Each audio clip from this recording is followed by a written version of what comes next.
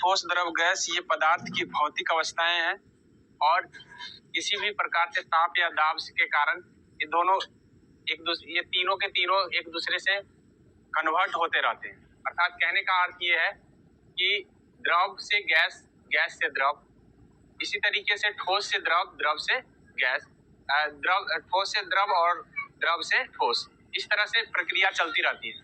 तो इन सारी प्रक्रियाओं से पूछी जाती है। तो सबसे पहले हम ये जानेंगे कि कोई पदार्थ अगर फ्रीज मेल्ट करता है अर्थात द्रव से ठोस बन जाता है तो इस प्रक्रिया को क्या कहते हैं?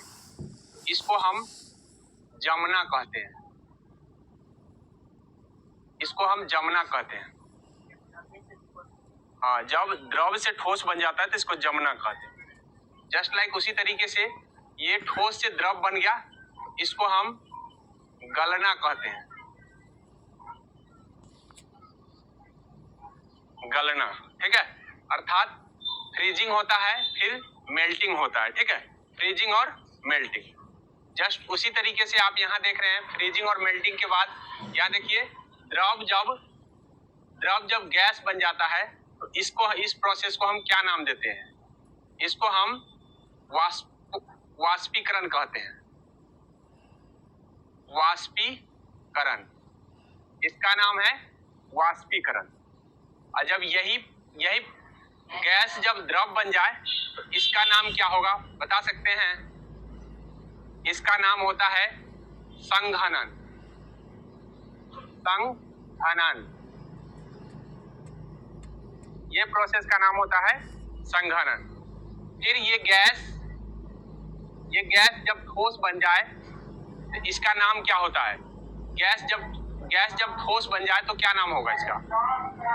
तो गैस को जब ठोस बनता है इसका नाम हो जाता है निक्षेपण। इसका नाम निक्षेपण है। और जब यह प्रक्रिया, यही ठोस जब गैस डायरेक्ट बन जाता है इसका नाम क्या होता है? निक्षेपण नहीं, इसका नाम ऊर्ध्वपातन। ऊर्ध्वपातन, ये प्रोसेस हमेशा याद रखना होगा। इन प्रोसेस से हर एग्जाम में पूछे गए हैं और हमेशा याद रखना होगा। इस कंफ्यूजन इसमें बड़ा होता है, तो ध्यान रखिएगा कि जब भी कोई ठोस द्रव बनता है तो इसका नाम क्या हो गया? फ्रीज हो गया, मतलब गल गया। सॉरी, ठोस जब द्रव बनने का मतलब है वो गल गया, तो गल गया से गलना, ठीक है। और जब कोई द्रव, जैसे गलने का मतलब है कि बर्फ है और बर्फ गल करके क्या हो जाता है? द्रव बन जाता है। तो जैसे बर्फ का गलना कह सकते हैं, बर्फ का गलना कहा जा सकता है। ठोस पदार्थ द्रव में पिघल गया, अर्थात ये हो गया मेल्टिंग हो गया। क्या हो गया? मेल्टिंग। अब फ्रीजिंग होगा। द्रव पदार्थ जब ठोस बन जाएगा इसका मतलब है कि वो जम गया, अर्थात बर्फ। ये प्रोसेस क्या है? बर्फ का बनना। ये प्रोसेस क्या है? बर्फ का बनना। बर्फ का बनना कौन सा प्रोसेस है? फ्रीजिंग है। क्या है? फ्रीजिंग है। उसी तरीके से अब इसका उदाहरण लेते हैं हम। द्रव पदार्थ सीधा गैस में बदल जाता है। जब हम उसको टेम्परेचर देते हैं तो वो वाष्प के रूप में आ जाता है, तो वो गैस बन जाता है। क्या बन जाता है? गैस। तो इसको क्या कहते हैं हम? वाष्पीकरण। क्या कहेंगे? वाष्पीकरण। मतलब द्रव पदार्थ जब वाष्प बन जाए तो इसका नाम हो जाता है वाष्पीकरण। जब यही गैस फिर से द्रव में कन्वर्ट हो जाए, यही गैस जब फिर से द्रव में कन्वर्ट हो जाए तो इसका नाम संघनन हो जाता है। क्या नाम हो जाता है? संघनन। और संघनन का उदाहरण दे सकते हैं क्या? संघनन का मतलब हो गया जैसे बादल का बनना। बादल संघनन प्रोसेस से ही बनता है, बादल का बनना। अर्थात यहाँ से जो पानी गैस के रूप में जाता है ऊपर, तो वो ठंडा हो जाता है और ठंडा होने के बाद फिर से वो पानी बन जाता है, अर्थात वो संघनित हो जाता है और वो क्या है? द्रव के रूप में फिर से आ जाता है। उसी का नाम संघनन है। फिर जस्ट लाइक फिर ये गैस, ये ठोस जो है ना, सीधा ठोस गैस में बदल जाता है, बिना द्रव में नहीं चेंज होता है, डायरेक्ट ठोस में बदल जाता है। तो इसका नाम हो जाता है, इसका नाम ऊर्ध्वपातन हो जाता है। अर्थात जैसे कपूर को आप जलाएंगे तो सीधा गैस बनेगा। कपूर नौसादर होता है और कपूर, इसको जब हम जलाएंगे तो ये सीधा ठोस से गैस बन जाता है, बिना द्रव में पिघले वो सीधा गैस बन जाता है। तो इसको हम क्या कहते हैं, उधर्पातन, जिसको हम सब्लिमेशन अंग्रेजी में कहते हैं, सब्लिमेशन। और इसी तरीके से गैस जब सीधा ठोस बन जाए तो इसका नाम निक्षेपण होता है, इसका नाम निक्षेपण। तो इस प्रोसेस को आप याद रखेंगे। ये सारे प्रश्न प्रत्येक कॉम्पिटिटिव एग्जाम में पूछे जाते हैं, चाहे आप बीएसएससी में जा रहे हो एग्जाम देने, या आप किसी भी any competitive exam DElEd entrance में भी पूछा जा सकता है, क्योंकि ये पूरा का पूरा केमिस्ट्री का एक प्रकार का निचोड़ है, जो कि आपको दर्शाता है कि ये प्रोसेस आपको आता है या नहीं। बचपन से ही आपको सिखाया जाता है ये सारे प्रोसेस, कि कैसे इवोपोरेशन होता है, कैसे मेल्टिंग होता है, कैसे बॉइलिंग होता है, और कैसे किस प्रकार सब्लिमेशन होता है, इवेपोराइजेशन होता है। तो ये सारे प्रोसेस जो है दिखाए जाते हैं और कराए भी प्रयोग के जरिए जाते हैं, इसीलिए ये सारी जानकारी हमें होना चाहिए। तो आशा करते हैं इस बात को आप समझ गए हों। अब हम आपको कुछ पदार्थों का नाम लिख रहे हैं, उसको आपको कैटेगराइज करना है कि कौन तत्व है, कौन यौगिक है और कौन क्या है। धोवन सोडा,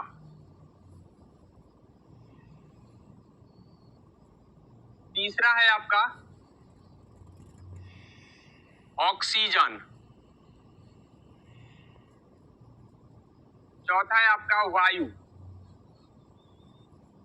पांचवा है आपका अश्रु गैस, छठा है तांबा, सातवां है पीतल,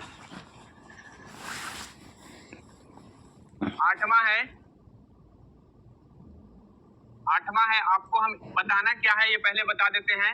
एक नंबर तत्व है, दूसरा नंबर यौगिक है, तीसरा नंबर मिश्रण है। इतना चीज आपको बताना है, अभी कैटेगराइज करना है। पीतल, उसके बाद आपका है नाइक्रोम, उसके बाद है आपका आठवां है हीरा, ग्रेफाइट, जो भी हो, 1 2 3 4 5 6 7 8 9 10 हो गया। 11 नंबर में आपको बताना है, पहले 10 को बता दीजिए।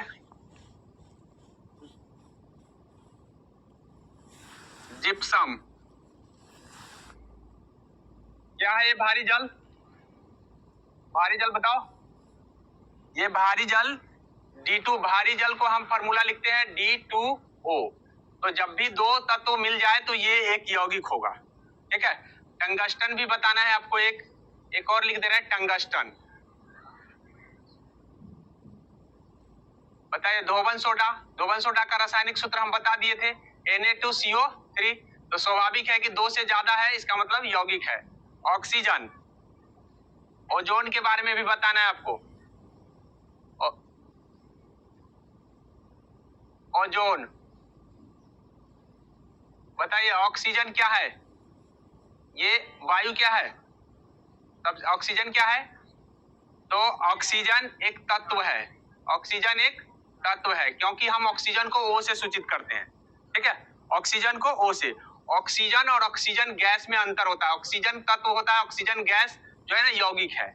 इस बात को ध्यान कर लीजिएगा, ठीक है, क्योंकि ये अणु है और ये अणु नहीं है, ये तत्व है, ठीक है। ऑक्सीजन एक तत्व है। वायु बताइए। वायु एक मिश्रण है, वायु एक मिश्रण है। अश्रु गैस बताइए। अश्रु गैस एक यौगिक है, कल बताए थे, Cl2 Cl3 NO2 होता है, यही होता है अश्रु गैस। अश्रु गैस आपका क्या होगा? अश्रु गैस यौगिक हो जाएगा। चलिए, उसके बाद तांबा मिश्रण नहीं, तांबा तत्व है। कहां से पढ़ लिए मिश्रण है? तांबा तत्व है, ठीक है। कॉपर इसी को बोलते हैं, Cu इसी को बोलते हैं, ठीक है। पीतल तत्व नहीं, पीतल मिश्रण है, पीतल मिश्रण है। कॉपर और जिंक का मिश्रण है पीतल, ठीक है। पीतल मिश्रण है। इतना ही छोटा छोटा सवाल नहीं आ रहा है, कहाँ रहा है, गलत हो रहा है। अब देखिए पीतल मिश्रण है। नाइक्रोम बताइए, नाइक्रोम क्या है? नाइक्रोम यौगिक किसके, क्या चीज है ये, क्या चीज का मिश्रण है, क्या चीज में है इसमें यौगिक है, तो कौन कौन चीज है इसमें, दो चीज होंगे, होने चाहिए ना, अंदाजी बोल रहे यौगिक है, ये यौगिक है, वास्तविक बात यही है, लेकिन पता नहीं है तुमको किसके यौगिक है, ठीक है। नाइक्रोम निकेल और क्रोमियम का है, निकेल और क्रोमियम का है, निकेल और क्रोमियम इसमें है, ठीक है। हीरा, हीरा क्या है, हीरा एक तत्व है और दुनिया में सबसे कठोर अगर कोई तत्व है तो हीरा है, ठीक है, हीरा एक तत्व है। ग्रेफाइट, ग्रेफाइट क्या है, ग्रेफाइट भी तो कार्बन के तत्व अप्रूप है तो तत्व है, ग्रेफाइट भी तत्व है। जिप्सम, जिप्सम यौगिक है, मिश्रण कहाँ है, कल ही जिप्सम का सूत्र बताए थे, जिप में क्या होता है नहीं बताए थे, कैल्शियम के यौगिक है, क्या है, कैल्शियम के यौगिक है, जिप्सम हो गया। उसके बाद टंगस्टन बताओ, टंगस्टन, टंगस्टन को W से सूचित किया जाता है और यह तत्व है, ठीक है, तत्व है। बताओ ओजोन, ओजोन क्या है, ओजोन, ओजोन यौगिक है क्योंकि O3 लिखते हैं हम इसको, क्या है, हाँ तो यौगिक है ये, आगे समझ में। इस तरह से पूछे जाते हैं, आपको ध्यान रखना है कि कौन क्या है नहीं है, हमने कंसेप्ट क्लियर कराने का प्रयास किया है, किस तरह से आपको अगर पता है कि कौन क्या है तो छोटे छोटे या कोई भी एग्जाम हो तो ऐसे प्रश्न ज्यादा देखने को मिल जाता है केमिस्ट्री से, तो इन सभी चीजों को आपको ध्यान रखना पड़ेगा। अब हम चलते हैं परमाणु संरचना की ओर, आपको हम बताने जा रहे हैं परमाणु संरचना, एटम कंस्ट्रक्शन बताने जा रहे हैं, परमाणु संरचना। परमाणु की संरचना की बात करें तो सबसे पहले आपको समझ लेना चाहिए कि क्या होता है परमाणु, क्या होता है अणु, क्या होता है आयन। ये तीन चीज को समझ लेना बहुत जरूरी है, परमाणु, अणु और आयन। याद रखिएगा, ये सिंगल कोई तत्व है तो वो क्या है, परमाणु है। सिंगल कोई तत्व है अर्थात जिसका टुकड़ा नहीं हो सकता है वो परमाणु है। जैसे कहने का मतलब है कि आपको कह दे कि भाई एल्युमिनियम, ए लिख दिए तो ये परमाणु है, इसी तरीके से सी लिख दिए तो कार्बन के परमाणु है। इस तरह से जो सिंगल है वो परमाणु है, ठीक है। उसके बाद अणु, अब अणु, अणु में क्या होता है, O2 लग गया तो ये अणु हो गया, इसी तरीके से जो भी होंगे O3 हो गया तो ये भी अणु है, ठीक है, ऑक्सीजन के अणु हो गए। उसी के अब आयन में क्या होता है कि O माइनस माइनस लग गया तो ये ऑक्सीजन के आयन हो गए, उसके Cl माइनस माइनस लग गया तो इसका मतलब क्या हो गया कि ये क्लोरीन के आयन है। तो जहां आयन होते हैं तो याद रखेंगे कि परमाणु, परमाणु हम डायरेक्ट जो उदासीन होता है उसी को परमाणु कहते हैं, ठीक है, उदासीन को हम क्या करें, परमाणु। लेकिन जो मिले हुए हैं, साझा करके मिले हुए हैं तो इसका मतलब वो अणु है, और जो माइनस और प्लस लिखा हुआ जिस पर है वो क्या है, आयन है। एक अब ये चीज समझ लेना है कि माइनस क्यों लिखा जाता है, कभी कभी प्लस भी लिखा जाता है, ठीक है, प्लस भी लिखा जाता है, तो ये माइनस प्लस प्लस का क्या चक्कर है ये समझ लीजिए। जिस पर माइनस लगा हुआ है इसका मतलब उसने इलेक्ट्रॉन ग्रहण किया है, जिस पर माइनस लगा है इसका मतलब उसने इलेक्ट्रॉन ग्रहण किया है। जनरली हम सोचते हैं कि माइनस लगा है तो घट गया होगा, ग्रहण नहीं किया, दे दिया होगा, नहीं, बल्कि इसने ग्रहण किया है। और जिस पर प्लस लगा है इसका मतलब उसने इलेक्ट्रॉन त्याग किया है, ठीक है। तो जितने प्लस होंगे उतने इलेक्ट्रॉन त्यागे होंगे, जितने माइनस होंगे उतने इलेक्ट्रॉन ग्रहण किए होंगे। आगे समझ में, तो डायरेक्टली एग्जाम में यही पूछ लिए जाते हैं कि O माइनस माइनस में कितने इलेक्ट्रॉन को त्यागा या ग्रहण किया गया है। तो उस समय आपको ध्यान रखना है, जैसे डबल माइनस दिख रहा है इसका मतलब क्या है कि 2 इलेक्ट्रॉन इसने क्या किया है, ग्रहण किया है, और प्लस लिखा हुआ है, H प्लस लिखा है, इसका मतलब ये क्या कर रहा है, एक इलेक्ट्रॉन ग्रहण मुक्त कर रहा है, क्या कर रहा है, मुक्त कर रहा है। आगे समझ में, तो इस तरह से परमाणु, अणु और आयन के बारे में आप समझ गए कि क्या होता है परमाणु, अणु और आयन, ठीक है। अब परमाणु की बात करते हैं तो परमाणु की परिभाषा डाल्टन ने सबसे पहले दिया, उससे पहले भी हमारे एक भारतीय ऋषि मुनि रहे कनाद, कनाद ने परमाणु के बारे में सबसे पहले बताया। तो पूछ लिया जाता है कभी कभी कि सबसे पहले परमाणु का परिभाषा या परमाणु के बारे में, परमाणु एक छोटा कण है, किसने बताया था, तो कनाद बनाया था। मुनि, ऋषि मुनि जो थे कणाद बताए थे। तो इस बात को ध्यान रखेंगे कि कौन सबसे पहले बताया। लेकिन जैसे ही हम आते हैं आगे साइंस में तो हम डाल्टन का नाम सुनते हैं। किसका? जॉन डाल्टन इसका नाम है, ठीक है। डाल्टन का नाम आता है और डाल्टन ने परिभाषा दिया परमाणु का, ठीक है। क्या परिभाषा दिया? बोला कि जाओ, एक जैसे कहने का मतलब है कि आपसे हम कहें कि जाओ कागज लेके आओ और उसका टुकड़ा करो, फिर टुकड़ा करो, कहेंगे फिर टुकड़ा करो, टुकड़ा करते करते करते तब तक करो जब तक कि होता रहे, फिर लास्ट में तुम कहोगे कि अब नहीं होगा, अब हो ही नहीं सकता है। तो उसी का नाम परमाणु। उस छोटा कण का नाम क्या हो गया? परमाणु। तो परमाणु वह छोटा कण है जिसको तोड़ा नहीं जा सकता, अविभाज्य है। ऐसा किसने कहा? ऐसा डाल्टन ने कहा। तो डाल्टन के हिसाब से परमाणु वे छोटे कण है जिसको हम फिर तोड़ नहीं सकते, अर्थात उसके कण में बदल नहीं सकते। आगे समझे? तो ये परमाणु कहा है। कौन कहा है? सॉरी, डाल्टन कहा है परमाणु के विषय में। और अणु के बारे में उसने अणु क्या है? तो अणु परमाणुओं से मिलने से बना एक प्रकार का यौगिक है जो दो से अधिक परमाणुओं से बने होते हैं। दो या मतलब कहने का मतलब है कि यहाँ पे अणु एक सेम परमाणु है, ऑक्सीजन और ऑक्सीजन मिलने से बन गया तो उसका मान हो गया O2, इसीलिए इसका नाम अणु पड़ गया। क्या पड़ गया? अणु। और आयन तो समझ ही गए अभी। लेकिन सबसे पहले ये जान लेना हमको जरूरी है कि आगे चल करके हमको एक नया कंस्ट्रक्शन देखने को मिल गया। अब आया प्रोटॉन, इलेक्ट्रॉन और न्यूट्रॉन, ठीक है। प्रोटॉन, इलेक्ट्रॉन और न्यूट्रॉन।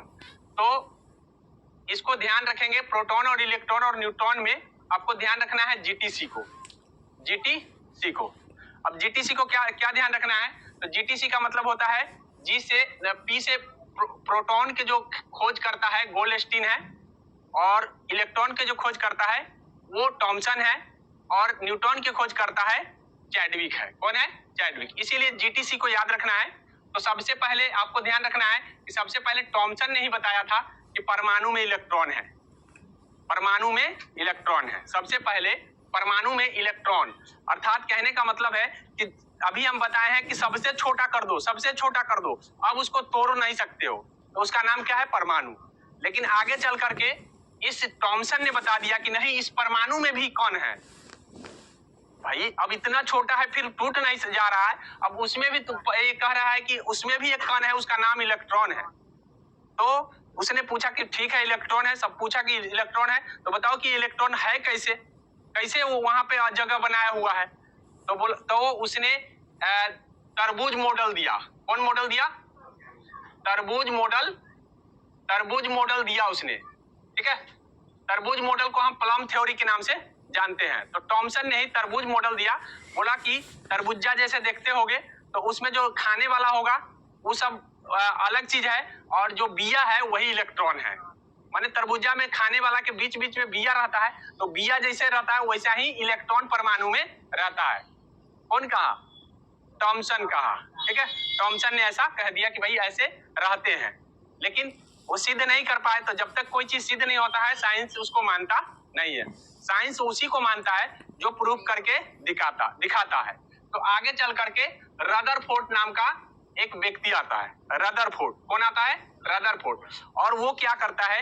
वो एक सोना का पतला चादर लेता है। सोना का पतला चादर का मतलब जितना सोना इतना आघातवर्ध है, सोना में इतना गुण है कि वो इतना आघातवर्ध है कि तुम इसको जितना पतला कर सको कर सकते हो, ठीक है। इसीलिए रदरफोर्ड ने सोना का चुनाव किया। क्यों? क्योंकि जब हम इस पर प्रहार करेंगे तो ये जो है ना, ये आर पार चला जाएगा। क्या करे? आर पार चला जाएगा। अर्थात कहने का मतलब है कि प्रहार किससे किया जाएगा? तो जिसका वेधन क्षमता कम हो। तो अल्फा का वेधन क्षमता कम होता है, ठीक है। अल्फा का वेधन क्षमता कम होता है। अब इस अल्फा कण से इसने इस चादर पर प्रहार करना शुरू कर दिया, ठीक है। और जैसे ही प्रहार किया तो कुछ जो है ना कण आर पार हो गए, कुछ कण आर पार हो गए, लेकिन कुछ कण मुड़ गए इधर, कुछ कण जो है आर पार हो चले गए, लेकिन कुछ कण जो है ना मुड़ते गए। और यहाँ जो बीच में जो कण आया अर्थात वो सेम उसी डायरेक्शन में मुड़ गया, ठीक है। ऐसे करके कुछ कण आए और कुछ कण वापस भी चले आए। तो इस तरह से ध्यान रखा गया तब रदरफोर्ड कह दिया कि अब हमको समझ में आ गया कि इलेक्ट्रॉन कैसे और कहाँ है। ठीक है, तो कहने का मतलब ये है कि ये अल्फा जो होता है प्लस चार्ज होता है अल्फा पर। कौन चार्ज होता है? Plus charge. तो अल्फा पर प्लस चार्ज होता है, तो इसने अल्फा कण से जब प्रहार किया तो यहाँ जब बीच में जब भी आ रहा था तो इसको ये रिटर्न कर दे रहा है। इसका मतलब यहाँ भी कोई प्लस चार्ज होगा, यहाँ पर भी कोई प्लस चार्ज होगा। तो कहा कि अच्छा, तो इसके नाभिक में प्रोटॉन है, इसके नाभिक में प्रोटॉन है। ठीक है, ये नाभिक की खोज किया इसने। ठीक है, परमाणु के नाभिक की खोज इसने कर दिया। ठीक है, सिंपल भाषा में कहें तो कहने का मतलब है कि 5 मंजिल कोई घर है और पता करना है कि कहाँ कौन रहता है या आदमी रहता है कि नहीं रहता है, तो क्या करेंगे, हम चारों तरफ से जाकर के पत्थर मारेंगे, जिधर से जवाब आ जाएगा उधर से मान लेंगे कि वो वहाँ आदमी रहता है, और नहीं तो पत्थर मारो कोई जवाब ना मिले, इसका मतलब क्या है कि आदमी नहीं रहता है। ठीक है, तो उसी तरीके से ये रदरफोर्ड ने ऐसा प्रयोग करके दिखाया, और प्रयोग करके दिखाने के बाद कुछ जो है इसका जो प्रहार जो है वापस आ गए और कुछ प्रहार सीधे वेधन को छेद को निकल गया। तो इसका मतलब है कि अधिकांश भाग तो बाहर आ गए। तो इसीलिए कहा कि परमाणु में अधिकांश भाग खाली है, अधिकांश भाग खाली है, और जो बीच में है इसका पॉजिटिव है और इलेक्ट्रॉन इसके चारों तरफ है। इसका मतलब क्या है कि इलेक्ट्रॉन इसके चारों तरफ है। आगे समझे, इलेक्ट्रॉन क्या है? चारों तरफ है, और बीच में जो है ना इसका पॉजिटिव, अर्थात इसने नाभिक की खोज कर दिया और कहा कि इसी नाभिक में इसका प्रोटॉन है। और उसके बाद इससे पहले आपको बता दे कि परमाणु का जो त्रिज्या है वो 10 के पावर 10 मीटर। ठीक है, 10 के पावर -10 मीटर है, जिसको एंगस्ट्रम कहा गया था। क्या कहा गया था? 1 एंगस्ट्रम। लेकिन इसने कहा कि परमाणु का जो त्रिज्या होगा वो 10 के पावर -15 मीटर होगा, जिसको फर्मी कहा गया। क्या कहा गया? फर्मी। ठीक है, जिसको क्या कहा गया? फर्मी। तो इस तरह से याद रखेंगे कि नाभिक की त्रिज्या पूछा जाता है एग्जाम में, और परमाणु की भी त्रिज्या पूछे जाते हैं। तो दोनों के दोनों ऑप्शन में रहते हैं। तो वहां पे ध्यान रखना है कि नाभिक के जब से पूछेगा तो नाभिक की त्रिज्या क्या हो जाएगा? 10 के पावर -15 मीटर, जिसको हम फर्मी के नाम से जानते हैं, और इसको किस नाम से जानते हैं? एंगस्ट्रम के नाम से जानते हैं। तो इस बात को ध्यान रखना है। तो रदरफोर्ड ने अपना कमाल दिखाया, यहाँ पे आपने रदरफोर्ड का कमाल देखा। अब हम इसी का चेला की बात करेंगे, नील्स बोर। इसी का चेला था नील्स बोर। चलिए नील्स बोर की बात कर लेते हैं। Niels Bohr. अब नील्स बोर की बात कर लेते हैं हम। नील्स बोर आया और उसने कहा कि परमाणु जो है, परमाणु जितने भी है सभी के सभी क्या कर रहे हैं? कक्षा में इलेक्ट्रॉन चक्कर लगा रहे हैं। परमाणु की कक्षा में इलेक्ट्रॉन चक्कर लगा रहे हैं, मतलब ऐसे इलेक्ट्रॉन नहीं रह रहे हैं, बल्कि परमाणु की कक्षा में इलेक्ट्रॉन, परमाणु है और परमाणु के बीच में नाभिक है, और नाभिक के चारों तरफ कौन चक्कर लगा रहा है? इलेक्ट्रॉन। ऐसा किसने कहा? नील्स बोर ने कहा। ठीक है, नील्स बोर ने ऐसा कहा। लेकिन वो और बोला कि इलेक्ट्रॉन कैसे रहेगा? इलेक्ट्रॉन का रहने का मतलब, कहने का मतलब है कि उसका कक्षा सब जगह नहीं है। ऐसा नहीं है कि जहां कक्षा हर जगह है। इसके कक्षा के लिए भी कोणीय संवेग का मान, कोणीय संवेग का बोला कि उस कक्षा वहीं पे है जहां कोणीय संवेग का मान, संवेग बराबर है NH/2 पाई। इतना के बराबर अगर है कोणीय संवेग मान, ठीक है, उसकी तो समझ जाइए कि कोणीय संवेग का मान अगर इतना के बराबर है तो समझ जाइए कि वहां पे कक्षा है, अन्यथा कक्षा नहीं है। ठीक है, तो यह कहने का मतलब हर जगह कक्षा के नहीं होने की बात कहा कि इतना के मान अगर कोणीय संवेग होगा तो समझ जाइए कि वहीं पे कक्षा होगा, और उसी कक्षा में इलेक्ट्रॉन चक्कर लगाता है। हर जगह इलेक्ट्रॉन चक्कर नहीं लगाता। तो ध्यान रखना है कि नील्स बोर की ये प्रश्न पूछे जाते हैं कि कितना होता है, जहां पे बोला n बराबर 1 2 3 4 5 हो सकता है, कभी भी डेसिमल में नहीं आएगा। और डेसिमल में नहीं आएगा इसलिए इसको कहा ये क्वांटम में होगा। क्या होगा? क्वांटम में। क्या होगा? क्वांटम में। ये ध्यान रखेंगे कि ये क्वांटम में होने की बात कहा है। ठीक है, क्वांटम में होंगे, अर्थात क्वांटम होने का मतलब है कि n का मान हमेशा नंबर में होगा, न कि दशमलव में होगा। ठीक है, ऐसा नहीं कि 1.2 हो जाएगा 3 दशमलव। तो नील्स बोर के अनुसार बोला जाए कि नील्स बोर के अनुसार पहली कक्षा में कितना कोणीय संवेग होगा? तो पहली कक्षा में n का मान 1 रख देंगे, H/2 पाई। दूसरी कक्षा में कितना होगा? 2 से 2 कट जाएगा तो h/पाई। तो ऐसे पूछे जा सकते हैं एग्जाम में, इस बातों को ध्यान रखेंगे। और n क्वांटम संख्या किसको माना है? जो पूरा नंबर में हो, पूरा नंबर में हो उसको क्या कहा जाएगा? Quantum number. तो ये किसने कहा? Niels Bohr. और नील्स बोर ने ही स्पेक्ट्रम थ्योरी दिया था, हाइड्रोजन स्पेक्ट्रम थ्योरी दिया था, और बोला था कि वो वही बता दिया था कि बिना सूर्य पर गए उसने बताया कि हाइड्रोजन में सूर्य में हाइड्रोजन है। ठीक है, सूर्य में हाइड्रोजन है। स्पेक्ट्रम थ्योरी के जरिए उसने बता दिया, जितने लाइन खींचा गया उसके स्पेक्ट्रम पर, वो उतना ही उसने कहा कि ज्यादा से ज्यादा वहां पे हाइड्रोजन है। तो ये उसी के अनुसार जो है उसने कक्षा को भी तय किया था। तो मेरे ख्याल से समझ में आ गया नील्स बोर की कहानी। ठीक है, नील्स बोर के बाद आता है हुन्स लॉ। एक थोड़ा सा और है। नील्स बोर ने बोला कि भाई एक कक्षा में, मतलब कक्षा में कैसे इलेक्ट्रॉन रहेंगे, कितने इलेक्ट्रॉन रहेंगे? तो बोला कि 2n² रहेंगे इलेक्ट्रॉन। कितने रहेंगे? 2n²। अर्थात जहां n का मान कक्षा की संख्या होगा, कक्षा की संख्या। ठीक है, और कक्षा की संख्या क्वांटम होंगे। क्या होंगे? क्वांटम। अर्थात कक्षा 1 में कितने इलेक्ट्रॉन होंगे? तो 2 गुने 1 का स्क्वायर होगा, तो 2 गुने 1 का स्क्वायर 1 ही होता है, तो 2 होंगे। कक्षा 1 में कितने इलेक्ट्रॉन होंगे? 2। उसी तरीके से कक्षा 2 में बता दो, कक्षा 2 में बता दो कितने होंगे? 4 कहने वाले गलत हो गए, कैलकुलेशन नहीं आता है। कितने हो जाएंगे? 2 गुने 4 8 हो जाएंगे। उसी तरीके से उसने बोला कि कक्षा 3 में कितने होंगे? 16 होगा। बेवकूफ हो, 2 गुने 3 का स्क्वायर। ठीक है, तो कितने हो जाएंगे? 2 गुने 9 तो 18 हो जाएंगे। कितने हो जाएंगे? 18। लेकिन उसने बोला कि लास्ट कक्षा में 8 से ज्यादा नहीं होगा।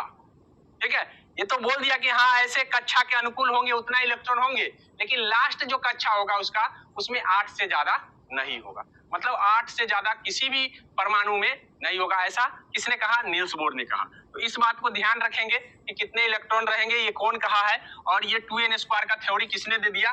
नील्स बोर ने ही दिया। और उसने ये बता भी दिया कि कक्षा के लास्ट जो होंगे उसमें 8 से ज्यादा नहीं होंगे। ठीक है, अर्थात कहने का मतलब ये है कि कक्षा के लास्ट नहीं, कक्षा के लास्ट से पहले वाला में 8 से ज्यादा नहीं होगा। लास्ट वाला में तो खैर 1-2 भी हो सकता है, लेकिन ध्यान रखिएगा कि लास्ट अष्टक पूरा करने के लिए लास्ट से पहले वाला में 8 से ज्यादा नहीं हो सकता। अर्थात 8 आते आते खत्म हो जाएगा। अब हुन्स लॉ आता है, और हुन्स लॉ के अनुसार जो है, जिसको हम अफबाऊ सिद्धांत के नाम से भी जानते हैं। अब हुन्स लॉ में क्या बताया है, उससे पहले आपको जान लेना जरूरी है कि उसने बोला कि परमाणु में नाभिक है, परमाणु में नाभिक है, नाभिक में कक्षा है, कक्षा में उपकक्षा है, उपकक्षा है, और उपकक्षा में कक्षक है।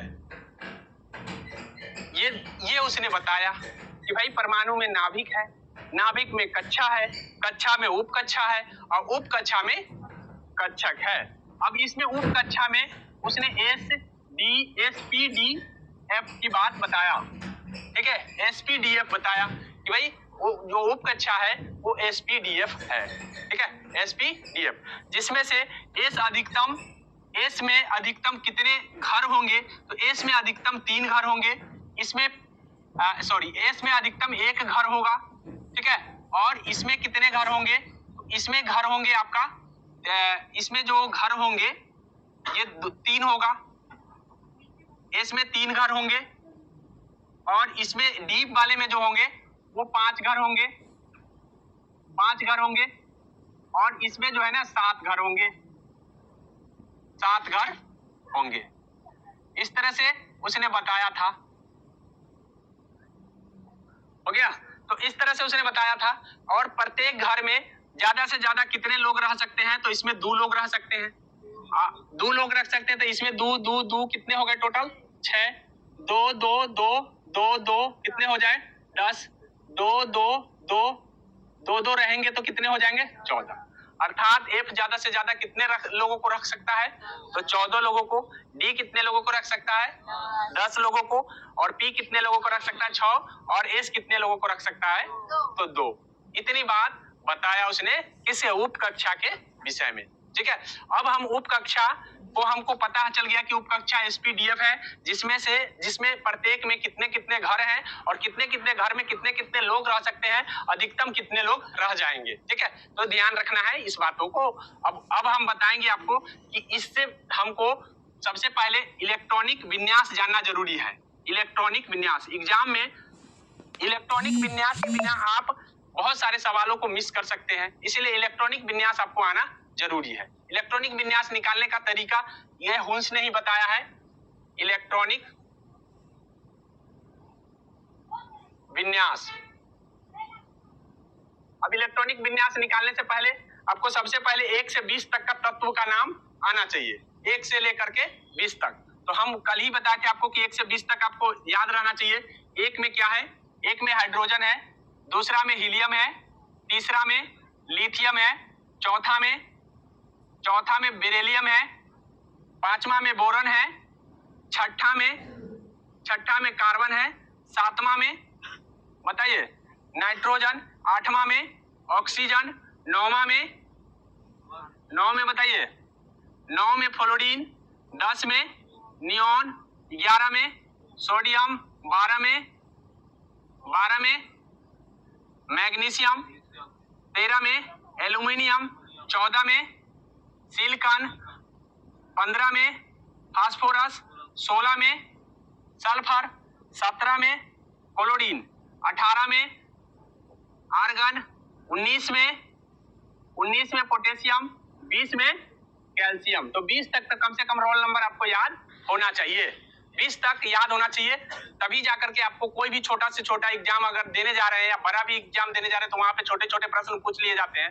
तो इतना बात आपको ध्यान होना ही होना चाहिए।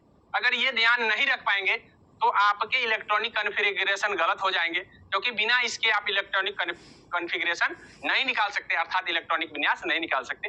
अब हम इलेक्ट्रॉनिक विन्यास निकालने का तरीका बताएंगे। ठीक है, अभी हुंस लॉ के अनुसार इलेक्ट्रॉनिक विन्यास निकालने के क्या तरीके उसने बताया गया, तो उसने बोला कि भाई इसी के तरीके से आपको निकालना है। तो हम एक नया तरीका आपको बताने जा रहे हैं जो कि एकदम बहुत ही आसान और सरल होगा, जिसके जरिए आप इलेक्ट्रॉनिक कॉन्फ़िगरेशन कर सकते हैं। जैसे है यहाँ पे एस है तो 2 बार एस लिख दीजिए।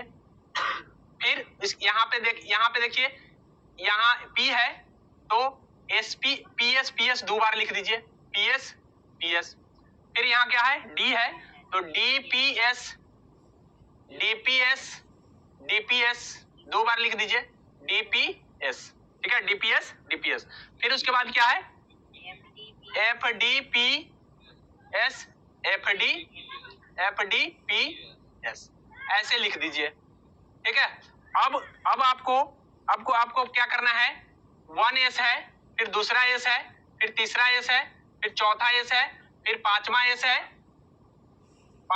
है, फिर छठा है, फिर सातवां है, इस तरह से लगातार है। ठीक है, इस तरह से लगातार है। अब एस तो हो गया, उसके बाद पी जो है 2 से लिखाएगा, याद रखिए, क्योंकि ये 2 नंबर पे है। कितने नंबर पे है, तो पी दूसरा हो गया, पी तीसरा हो गया, पी चौथा हो गया, पी पांचवा हो गया। थोड़ा हम बड़ा करके लिखते हैं ताकि दिखाई दे। एक बार फिर से लिख दे रहे हैं, क्या कहें हम, एस लिख दीजिए, फिर एस लिख दीजिए, 2 बार लिख दिए। फिर उसके बाद पी लिख दीजिए, एस लिख दीजिए, फिर पी लिख दीजिए और एस लिख दीजिए। ठीक है, फिर उसके बाद यहाँ देखिए 2 बार लिख दिए ना। अब डी से स्टार्ट करेंगे, हाँ क्या हो जाएगा, डी पी एस हो गया, फिर डी पी एस हो गया। फिर उसके बाद देख लीजिए एफ डी पी एस लिख दीजिए। ठीक है, अब यहाँ पे हम समझाने का प्रयास कर रहे हैं, 1s हो गया, 2s हो गया, 3s हो गया, 4s हो गया, 5s हो गया। आगे इसी तरीके से लिखे जाएंगे, हम इतना ही तक के में समझाने का प्रयास कर दे रहे हैं।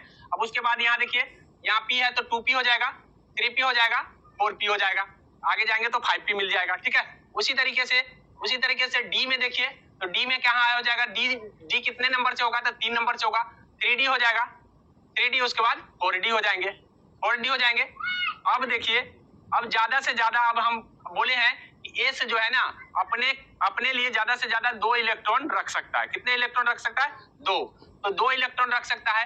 मान लीजिए कि हमको एल्युमिनियम का कॉन्फ़िगरेशन करना है, एल्युमिनियम का इलेक्ट्रॉनिक कॉन्फ़िगरेशन करना है, तो एल्युमिनियम में कितने हैं? 13 है। तो 13 है तो सबसे पहले कक्षा में 2 इलेक्ट्रॉन यहाँ रह गए, फिर अगले कक्षा में एस वाले में 2 रह गए। अधिकतम कितने ले सकते हैं ये? 2, क्योंकि इसके उपकक्षा 2 ही, एक ही घर है, 2 उपकक्षा है, यानी कहने का मतलब यहाँ से 2 ही रख सकते हैं, तो 2 रख सकते हैं, तो यहाँ 2s हो गया, 2s हो गया। अब p अधिकतम कितना ले सकता है? तो p देख लीजिए, अधिकतम 6 ले सकता है। कितना रह सकता है? 6 रख लिया, ठीक है। अब उसके बाद फिर s आ गया, तो कितना लेगा? 2 लेगा ना। फिर उसके बाद अगला घर में जाएंगे तो 6 ले लेगा। अब जोड़ लेंगे, 2 4 6 6 12, जा 2 2 4 4 8 6 10, 10 8 2 12, यहाँ कितना है? 13 है। यहाँ कितना है? 13। तो 12 तो यहीं खत्म हो गए, तो क्या यहाँ 6 रहेगा? यहाँ तो लोग एक ही ना बचे, तो यहाँ एक ही लोग बच गए, अर्थात यहाँ तक हमारा इलेक्ट्रॉनिक कॉन्फ़िगरेशन खत्म हो गया। 13 को अगर हमको इलेक्ट्रॉनिक कॉन्फ़िगरेशन मतलब बंटवारा करना है, तो भैया 2 गो इसको इस घर में रख दिए, 2 गो इस घर में रख दिए, 2 गो इस घर, 6 गो इसमें रख दिए, 2 गो इसमें, फिर 1 बच गया, सो इस घर में आ गया। तो कितने घर तक पहुंचा? घर नंबर 1 तक, एक घर नंबर 2 तक पहुंचा और घर नंबर 3 तक ही पहुंचकर रह गया, अर्थात इसके आगे रहने के लिए इसके लोगे नहीं है। घर तो है लेकिन लोग नहीं है, घर तो है लेकिन लोग नहीं है, तो इसका मतलब कितने घर तक वो गया? तो घर नंबर 1 में कितना है? 2।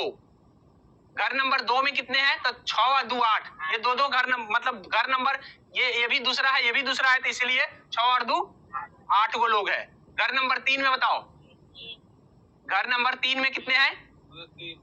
तो 3 गो है, 3 है, 3 गो हो गया ना। तो इस तरह से हमने देखा कि इसका इलेक्ट्रॉनिक कॉन्फ़िगरेशन 2 8 3 है। कितने हैं? 2 8 3। कितने हैं? 2 8 3। ये समझ में 2 8 3 इलेक्ट्रॉनिक कॉन्फ़िगरेशन आ गया होगा, ठीक है। 2 8 3 इसके इलेक्ट्रॉनिक कॉन्फ़िगरेशन हो गए। अब ये 2 8 3 निकालने की क्या जरूरत पड़ गई? तो ध्यान ये रखना है कि सर हम इसको नहीं निकालेंगे डायरेक्ट, हम नील्स बोर्स के अनुसार नहीं लिख देंगे कि पहले कक्षा में 2n² तो 2 अधिकतम मान बताया है, तो अधिकतम मान बताया है, तो नील्स बोर्ड के अनुसार पहले कक्षा में 2, दूसरे कक्षा में 8, 8 2 10 और लास्ट में 3 बच गया। नहीं कर देंगे? तो ऐसे करने से हमको एक चीज का पता नहीं चलता है कि हमको ये ध्यान रखना है कि ये P से हमको पता चल गया कि ये किस मतलब ग्रुप में होगा। पीरियोडिक टेबल की ज्ञान रखने के लिए आपको इसको जानना जरूरी है, क्योंकि अगर ये नहीं पता है तो पीरियोडिक टेबल नहीं आता है, और पीरियोडिक टेबल से जब पूछा जाएगा तो उस समय फंस जाएंगे। ये P पर खत्म हो गया, S पर और P पर खत्म होता है, तो वो पीरियोडिक तो किसी भी वर्ग नंबर A का होगा। मतलब ग्रुप में पीरियोडिक टेबल में 2 ग्रुप बनाए गए हैं, ग्रुप A और ग्रुप B। तो ग्रुप में A में कौन आएगा? तो जो P और S पर खत्म होगा, P और S पर। तो यहाँ खत्म कितने पर हुआ है? P पर। तो P पर खत्म हुआ, तो इसलिए ग्रुप नंबर A में होगा, वो periodic table group number A। दूसरी बात, ये यहाँ पे 3 नंबर पर खत्म हुआ है, तो 3 नंबर तो ये धन मूलक होगा कि ऋण मूलक होगा? तो अब यहाँ देखिए कि कोई भी परमाणु अपने लिए अष्टक बनाना चाहता है। क्या बनाना चाहता है? अष्टक। मतलब 8 गो बना के ही अष्टक बना सकता है या पूर्ण हो सकता है। तो बताओ कि इसको 8 गो लेने में फायदा है, मतलब आगे कै गो लेगा? 5 गो। किसी को देगा तो कै गो देगा? 3 गो। तो 3 गो देने में इसको फायदा है कि फटाक से 3 गो हटा दो, अष्टक बना लो। नहीं, तो इसका मतलब ये जब इलेक्ट्रॉन का दे देगा तो इसका मतलब क्या है? इसने त्याग दिया, और त्याग दिया तो क्या होगा? प्लस में हो जाएगा। इसका मतलब ये धन मूलक है। क्या है? ये इलेक्ट्रॉन, ये एल्युमिनियम जो है धन मूलक है, जो है एल्युमिनियम क्या है? धन मूलक है। आगे समझ में? और उसी तरीके से आपको ध्यान रखना है कि अगर मान लीजिए कि अगर आपको क्लोरीन का कहा जाए करने के लिए, तो क्लोरीन के करने के लिए आपको और आगे बढ़ना पड़ेगा, इसके आगे बढ़ना पड़ेगा ना, क्योंकि यहाँ पे 6 गो और रख लेगा, 6 गो और रख लेगा, तो कितने हो गए? 2 और 2 4, 6 10, 2 12, 12 6 18 हो गए। 5 गो ना होगा, 5 गो रह जाएगा। यहाँ तो 5 गो बच गए, तो 5 गो बच गए, इसका मतलब क्या है कि इसका कॉन्फ़िगरेशन क्या हो जाएगा? क्लोरीन का कॉन्फ़िगरेशन हो जाएगा 2 8 5। होगा कि नहीं होगा? 2 8 5। अब 2 8 5 हो गए, तो इसके ये क्या करेगा? त्यागेगा कि ग्रहण करेगा? 2 8 10 और 5 15 है, पूरा है जी। अच्छा, तो इसका मतलब है 2 और 2 4 6 4 6 10 2 12 12 5 17, यहाँ तो पूरा है 17। अच्छा हाँ, यानी कहने का मतलब दो हो जो रहेगा ना, 5 ही और 2 ही 7 हो, कितने हो जाएंगे? 7 जो रहेंगे ना, मतलब तीसरा नंबर घर में कै गो है? 5 गो यहाँ है और 2 गो यहाँ है, तो कितने? 7 गो हो गए। कितने हो गए? 7 गो। अब 8 2 10 7 17 पूर्ण रहे, ठीक है। अब बताओ कि 7 गो है तो ये एक गो क्या करेगा? ग्रहण कर लेगा और अष्टक बना लेगा। तो इसका मतलब धन मूलक है कि ऋण मूलक है? ए बेवकूफ है, धन मूलक त्यागता है, तब अभी धन मूलक अंदाजी बोलता है। इसका मतलब अभी भी तुम्हारे अंदर खोखला है, ठीक है। खोखला को निकालो, यानी कहने का मतलब ये है कि तुम्हारा धन मूलक और ऋण मूलक हम कई बार कह चुके।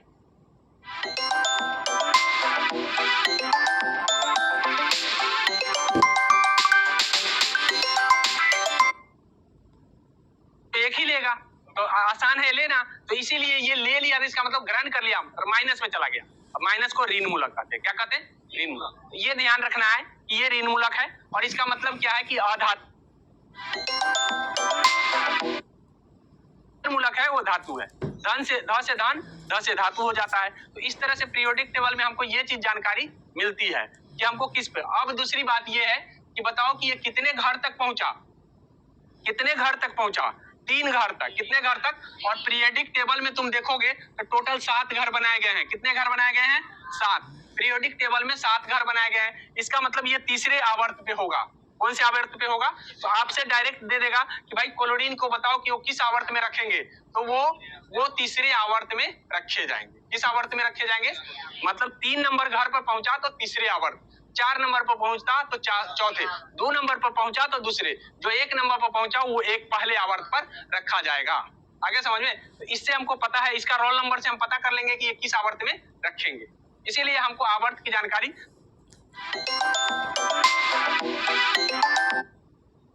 आवर्त में 7 आवर्त बनाए गए हैं। 7 आवर्त का मतलब 7 को ऐसे लाइन खींचे गए हैं। कितने लाइन?